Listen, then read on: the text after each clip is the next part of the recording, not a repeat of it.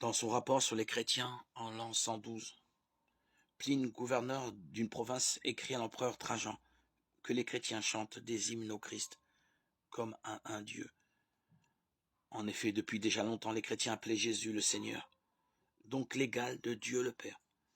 Mais loin de l'idéaliser, les évangélistes soulignent des traits bien humains du caractère de Jésus.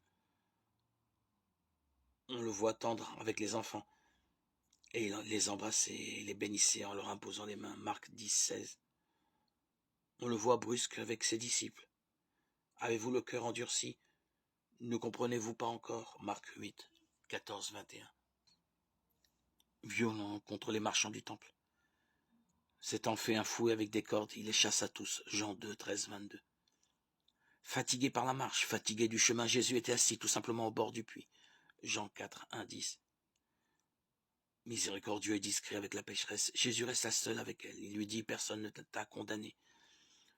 Moi non plus, je ne te condamne pas, ne pêche plus. Jean 8, 1, 11. Indigné contre les pharisiens, promenant sur eux un regard de colère, navré de l'endurcissement de leur cœur.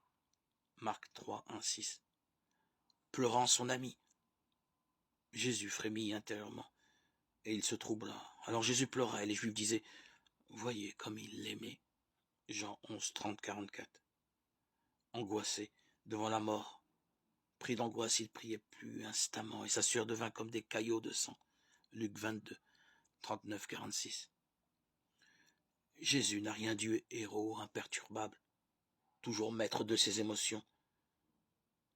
Jésus apparaît comme un passionné avec les élans et les excès du passionné.